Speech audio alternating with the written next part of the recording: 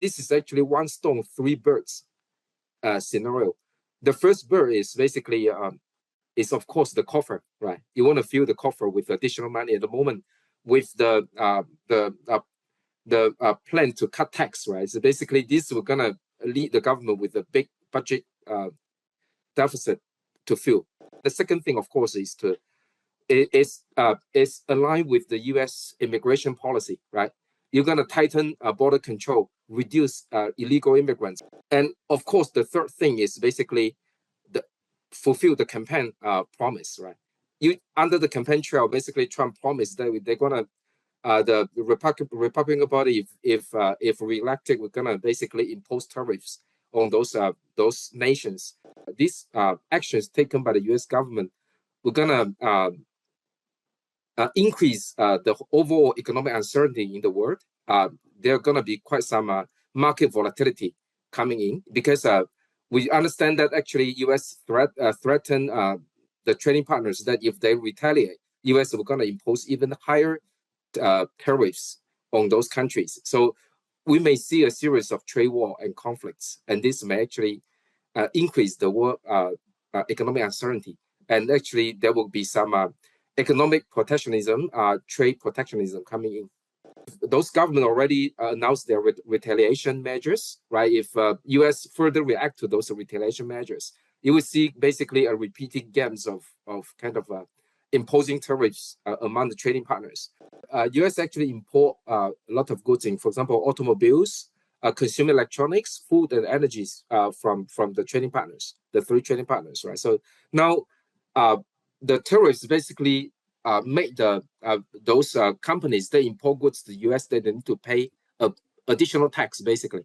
And most likely, this additional tax will gonna be passed to the consumers in the U.S., right? Average U.S. household will gonna see their annual expense increase by about $2,600 US. $2,600 is quite a large amount, I would say, for an average U.S. household with $30,000 to $50,000 of annual income. So this expense is gonna be quite significant.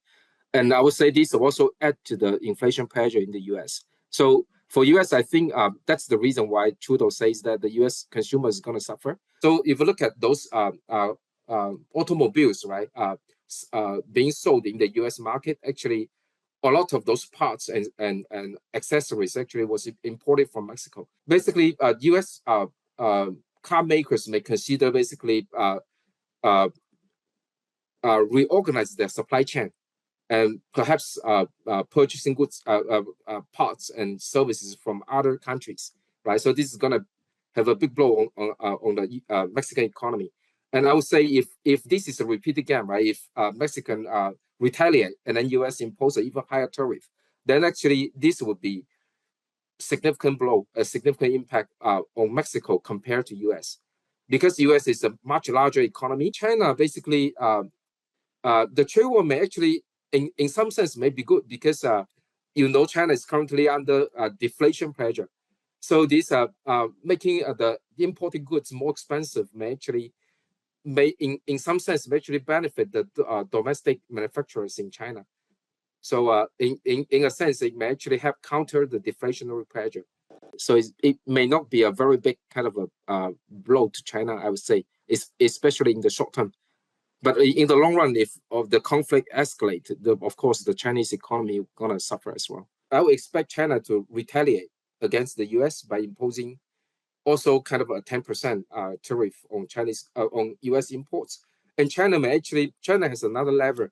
China may actually restrict export of rare earth metals to the U.S., which we're gonna, because this is heavily used by technology companies and defense industries in the U.S. So this restriction of rare earth metals would be another lever that China could use. Previously, U.S.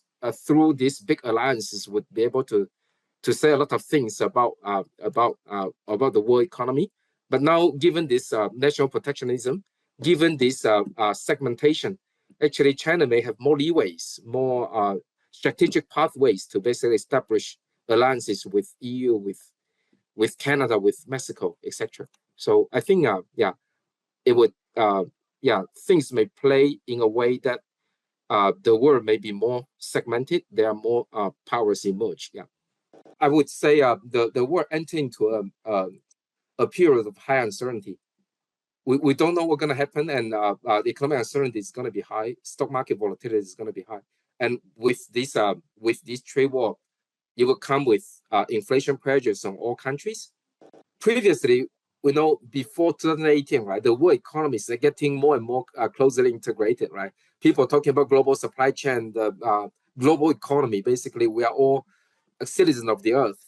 But now things are totally different. I would say now the world economy becomes more and more segmented, and this trade war, these mutual blows of tariffs against each other, we're gonna